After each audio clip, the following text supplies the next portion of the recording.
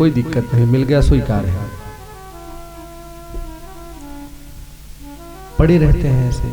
चाह जब जीवन में रहेगी तभी तो कष्ट होगा, चाह नहीं है तो कोई कष्ट नहीं। इतनी जीवन में चाह जुड़ गई जिसका कोई जवाब नहीं।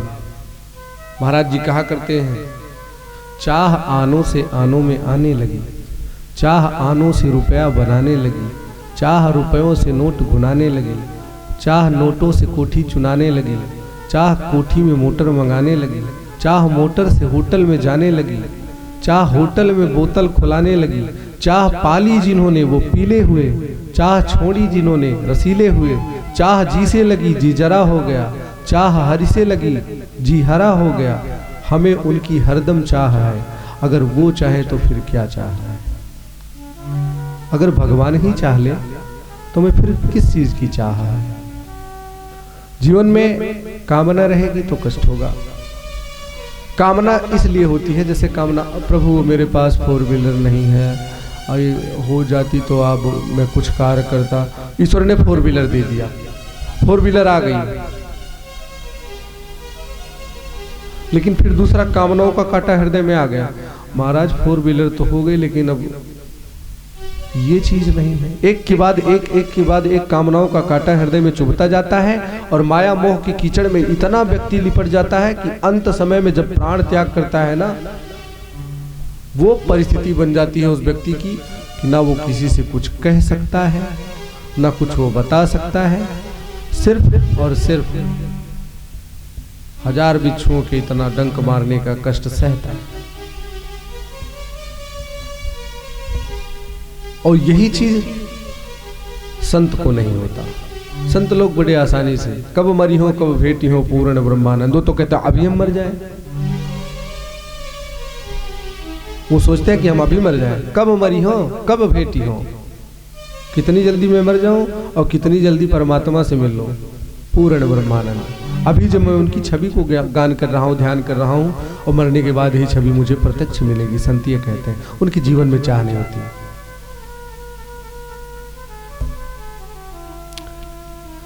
चाह के कांटे हृदय में रहे, लेकिन इतनी भी चाह ना हो कि जीवन को इस छोर से उस छोर पर ना जाने दे।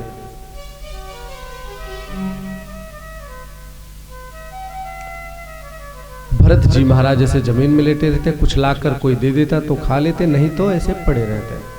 अब एक दिन एक राजा नरबलि के लिए ढूंढ रहा था। कोई मनुष्य मिल जाए तो उसकी नरबलि में दे दो। अब पहुंच गए जड़ भरत जी के पास। जड़ भरत जी महाराज को लेके साथ में गए, काली जी के मंदिर में खड़ा किया, इनको स्नान कराया, नवीन वस्त्र पहनाए और भोजन इत्यादि 56 प्रकार के कराए। और कराने के बाद इनको कहने लगे, गर्दन झुका दो मां के चरणों में। अब गर्दन झुकाने लगे तो जड़ भरत जी एक शब्द मां से बोले, मां हमें इस शरीर छोड़ने का कोई कष्ट नहीं है, लेकिन शरीर छूट भी जाए तो हमें एक बार प्रभु से जरूर मिलवा देना। ऐसा कह के गर्दन झुका दिया। और जैसे सैनिकों ने तलवार मारना चाहते थे, धड़ाम से मूर्ति फटी और माता जी प्रकट हो गई। सैनिकों को मार के भगाया। जड़ भरत जी फिर वहां से चले आए।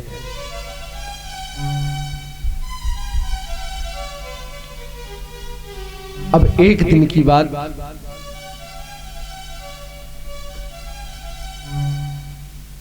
राजा रहुगण उपदेश लेने के लिए कहां जा रहे थे? कपिल मुनि के आश्रम।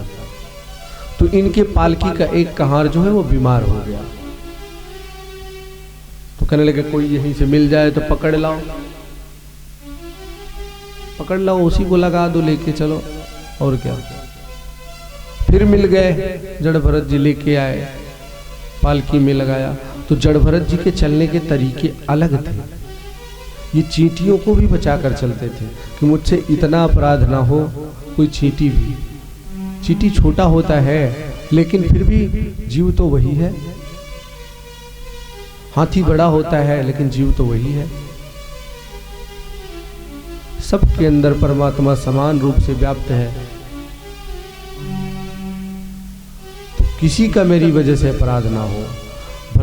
जड़ भरत जी यही सोचते हैं, जहां चींटियां देखें उछल जाए। तो रहुगण का जो सर है वो पालकी में ऊपर लड़े जाकर, तो रहुगण कहने लगे कि ढंग से पालकी ले चलो, नहीं मार के चमड़ी निकाल देंगे।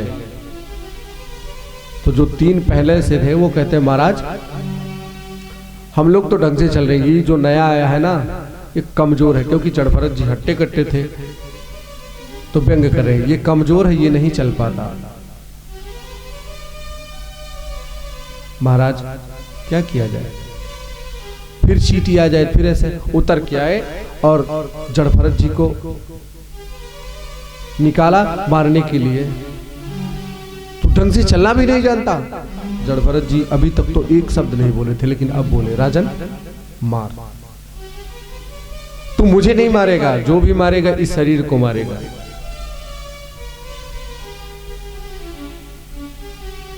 इस शरीर को मारेगा, जो भी तू मुझे अगर मारने की चेष्टा भी करे तो मुझे मार नहीं सकता, मैं तो अजर हूं, अमर हूं।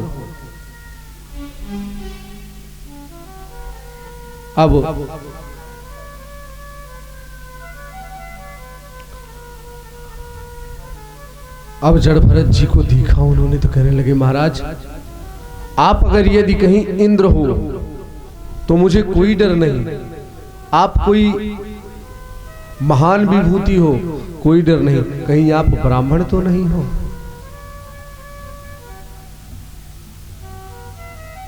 अगर आप ब्राह्मण हो तो मुझे क्षमा करना। जड़ भरत जी ने कहा, ब्राह्मण को जानते हो क्या? हाँ महाराज। और कोई कुछ कहता है तो सिर्फ जिसने अपराध किया रहता है उसी को कहता है, लेकिन ब्राह्मण क्या करता है? ब्राह्मण पूरे परिवार को ही समाप्त कर देता है, इसीलिए ब्राह्मण से डर लगता है। जड़ भरत जी बोलने लगे, मैं हूं तो ब्राह्मण ही, लेकिन उस तरीके का ब्राह्मण नहीं। और सत्यता है, ब्राह्मण से भगवान भी हार गए थे। भृगु मुनि ने दौड़कर चरण का अपराध किया नारायण प्रभु के वक्षस्थल पर। तुरंत चरण पकड़ लिए। नारायण ने कहा, महाराज आपके चरण इतने कोमल हैं और मेरा हृदय इतना कठोर, आपके चरण को चोट तो नहीं लगी? ब्राह्मण की ये महिमा है। भगवान स्वयं कहते हैं, विप्र प्रसादात् धरणीधरोऽहम्, विप्र प्रसादात् कमलावरोऽहम्, विप्र प्रसादात् अजिताजितोऽहम्, विप्र प्रसादात् मम राम नाम। ब्राह्मणों की ही देन है आज जो मेरी पत्नी लक्ष्मी जी है।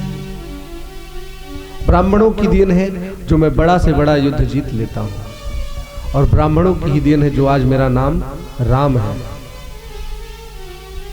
भगवान वेद में बोलते हैं कि मेरे 2 मुख हैं। वो 2 मुख कौन? ब्राह्मणों से मुखमासीत, एक मुख मेरा ब्राह्मण है और दूसरा मुखादग्नि रजायत। एक मुख मेरा ब्राह्मण है और दूसरा मुख मेरा अग्नि है। इसीलिए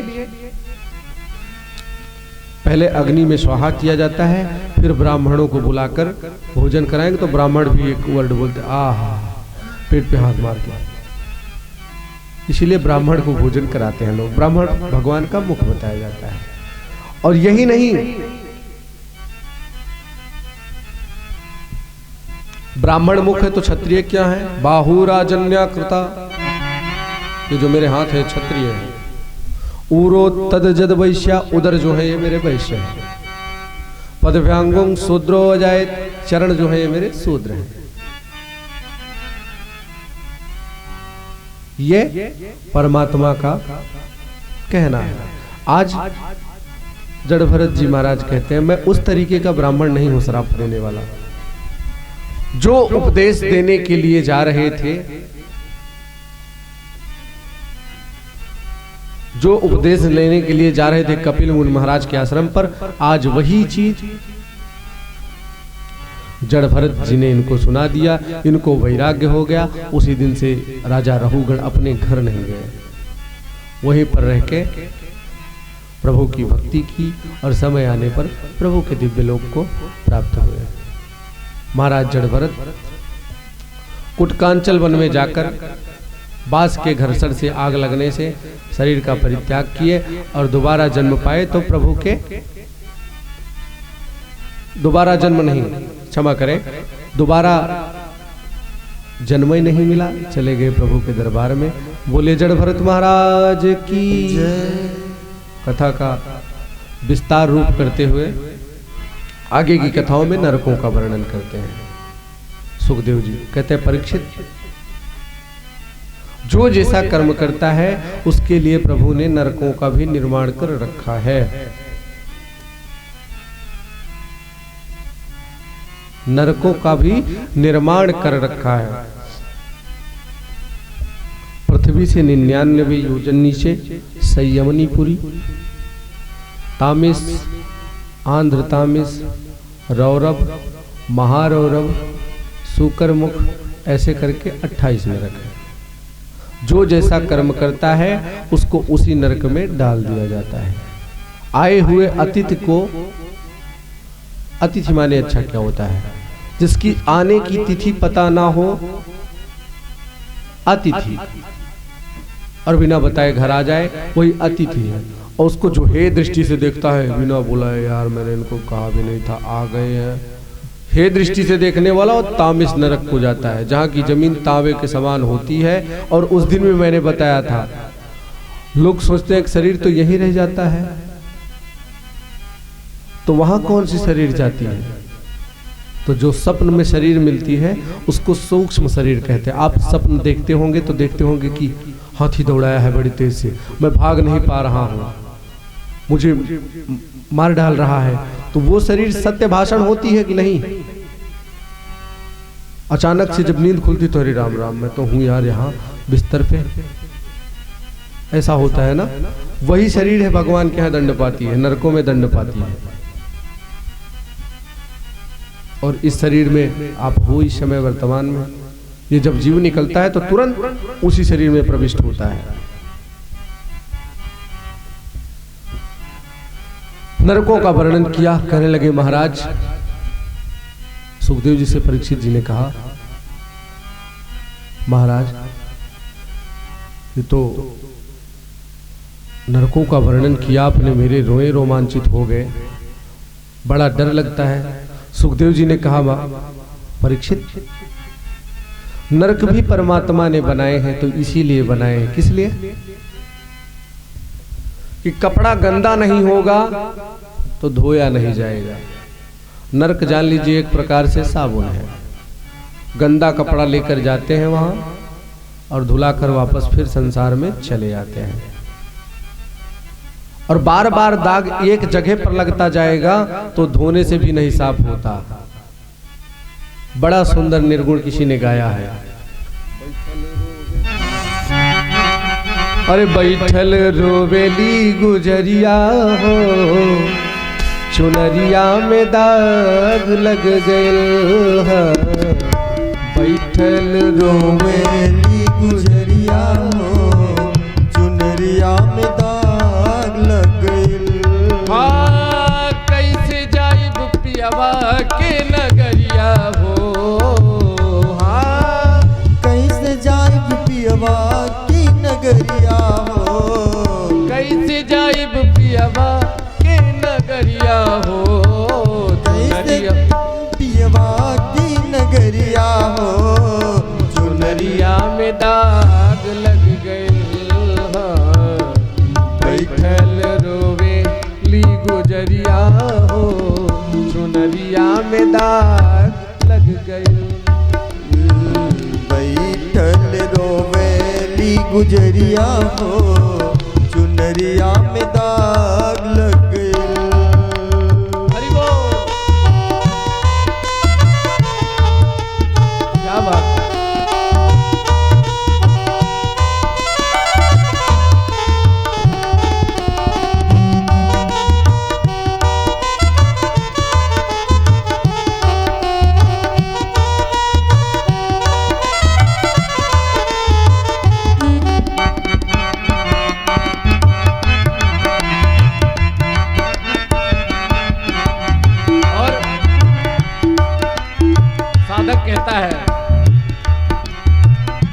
आइल भगवाना के हमरो संदेशवा, आइल भगवाना के हमरो संदेशवा, आइल भगवाना के हमरो संदेशवा, आइल भगवाना के हमरो संदेशवा। जाई के हमारा पियवा के देशवा, जाई के हमारा पियवा के देशवा। काच बाटे हो, काच बाटे हमारी उमरिया हो, चुनरिया में दाग लग गई। बैठल रोवेली गुजरिया हो, चुनरिया में दाग लग गइल। कैसे जाइब पियवा के नगरिया हो, कैसे जाइब पियवा की नगरिया हो, चुनरिया में दाग लग गइल। बैठल रोवेली गुजरिया हो, चुनरिया में दाग लग गइल।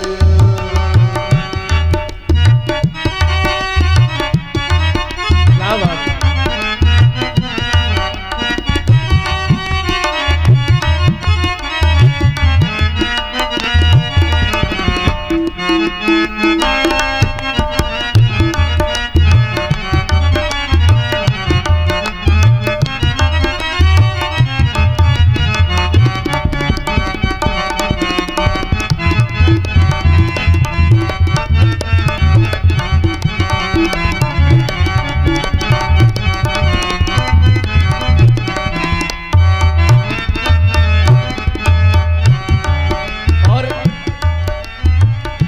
नैहर में 4 गो यार बनवली, नैहर में 4 गो यार बनवली।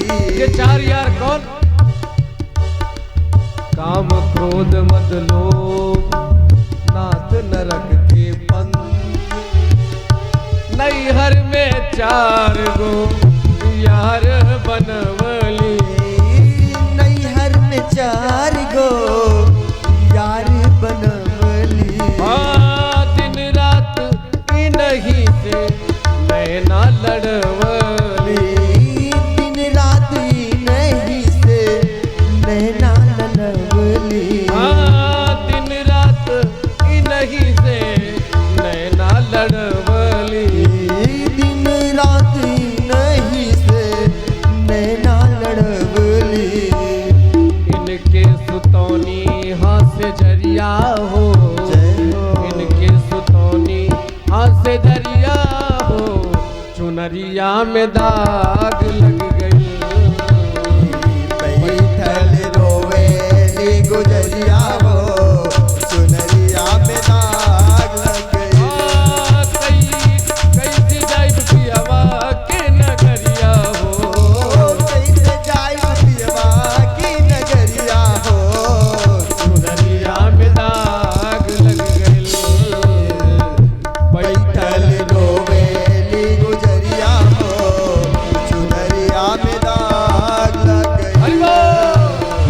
बैठल रोवे ये गुजरिया हो, चुनरिया में दाग लग गई। बैठल रोवेली गुजरिया हो, चुनरिया में दाग लग गई। बोले भागवत महापावन पुराण की। जय हो। अच्छा ये जय बोल देते तो आप लोग नहीं बोलते ना, सोचते माइक में छिप गया क्या पता चलेगा। अच्छा जय बोल दीजिए एक बार जोर से। भागवत भगवान की। बहुत सुंदर। एक माता जी आई थी कथा सुनने, तो भगवान का जन्म हुआ था, उसी दिन भगवान का जन्म हुआ था। चौथा दिन था कथा, जैसे कल भगवान का जन्म होगा, प्रथम बेला में राम जी सरकार और शाम इतनी समय बाकी बिहारी सरकार का जन्म होगा। झांकी सहित आपको दिखाया जाएगा, आप लोग भारी से भारी संख्या में आएंगे। और मैं आपको बता दूं, एक माता जी उसी जन्म के दिन आई थी। तो सोहर होता है ना किसी के घर में बच्चा हो या फिर भगवान का प्रादुर्भाव हो तो सोहर गाती। तो माता जी गाँव है, तू ही मोरे रजवा से रजवा हो तुहिन सिर साहेब हो, निकारे से पट्ट से मारे। तो मैंने कहा कि सिर साहेब कहाँ रहते? तो कहे महाराज जी आप तो देख नहीं पाओगे, कमजोर हो आंखों से, लेकिन सिर साहब वो निकाल कर माइक के सामने तड़ाक से मारती है तो उनके सर के साहब सर में ही रहते हैं। मजा आ गया ना? तो मेरे कहने का मतलब यही है भैया कि नरकों का वर्णन किया।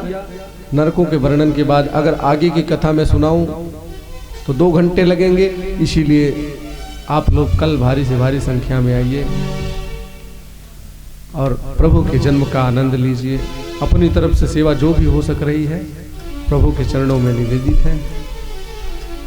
और यही पर वाणी को विराम। 2 बार प्रभु का ले पावन नाम। अरे जय रघुनंदन जय घन श्याम, जय रघुनंदन जय घन श्याम, मुरली मनोहर राधे श्याम, मुरली मनोहर राधे श्याम, जय राजा राम जय राजा राम, जय राजा राम जय राजा राम।